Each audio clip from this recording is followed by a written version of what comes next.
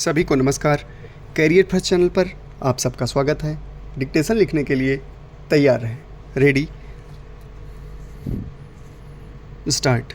महोदय, बोलचाल की तथा अखबारों में प्रयुक्त होने वाली भाषा जितनी सरल हो उतना ही अच्छा है और उसको समझने में हिंदी और उर्दू बोलने वालों दोनों को ही कोई कठिनाई नहीं होनी चाहिए। वही भाषा ठीक चलेगी। मैं उत्तर भारत के लोगों से, जहाँ हिंदी अथवा हिंदुस्तानी बोली जाती है, यही कहना चाहता हूँ कि यदि वे चाहते हैं कि हिंदी अथवा हिंदुस्तानी सारे भारतवर्ष में चले तो उनको अहिंदी भाषियों को अपने साथ लेने का प्रयास करना चाहिए, क्योंकि वे जिस भाषा को नहीं अपनाते वह सारे देश की भाषा नहीं हो सकती। कभी कभी अहिंदी भाषी भी हिंदी में लिखने का प्रयास करते हैं।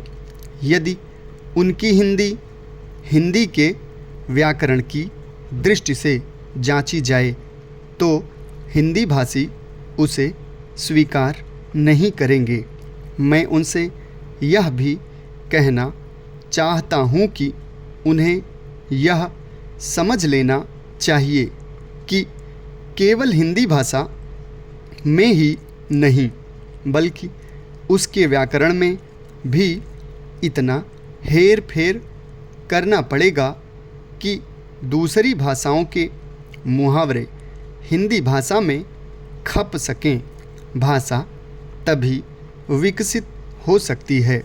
मैं आशा करता हूँ कि भाषा के इस प्रश्न को सांप्रदायिक रूप नहीं दिया जाएगा।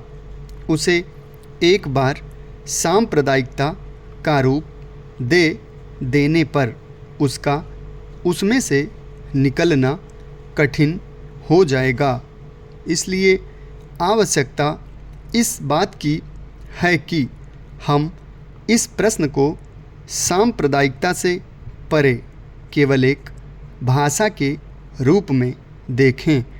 और भाषा का अर्थ यह है कि अपनी भावनाओं और अपने विचारों को उसी के द्वारा दूसरों तक पहुंचा जा सके।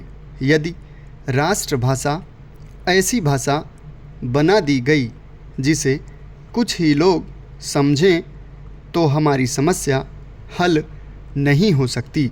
हमें संकीर्ण विचारों से दूर रहना चाहिए।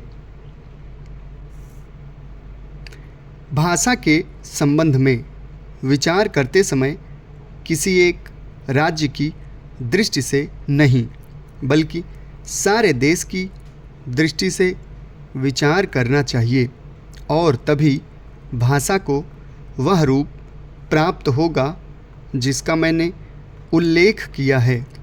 महात्मा गांधी देश में उस भाषा को चलाना चाहते थे जिसे वह कभी हिंदुस्तानी अथवा कभी हिंदी कहते थे। दोनों में कोई अंतर नहीं है। यदि ऐसी भाषा को जिसे सभी लोग समझ सकें हम हिंदी कहें या हिंदुस्तानी, उसमें कोई अंतर नहीं। मैं नहीं समझ पाता कि इसमें झगड़े की क्या बात है। एक दूसरा झगड़ा लिपि के बारे में भी है। हिंदुस्तानी, अरबी और नागरी दोनों लिपियों में लिखी जाती है। हमारे संविधान ने नागरी लिपि को ही माना है। इसमें ज़बरदस्ती की गुंजाइश नहीं है। यह खुशी की बात है। मगर हिंदुस्तान में जितने लोग बसते हैं हम उनके विचारों से अवगत होना चाहते हैं। यदि हम उनको समझना चाहते हैं तो हिंदुस्तान की जितनी लिपियां हैं उनको हमें सीखना होगा। दक्षिण वालों को हिंदी भाषा भाषियों से यही शिकायत रही है कि वे तो हिंदी सीखते हैं पर हिंदी वाले दक्षिण की भाषा कभी नहीं सीखते। उसी प्रकार उर्दू के अक्षर हम जानें और उर्दू की किताबों से अपना परिचय रखें तो उनसे हमारा संबंध और अधिक घनिष्ठ हो सकता है। समाप्त। धन्यवाद।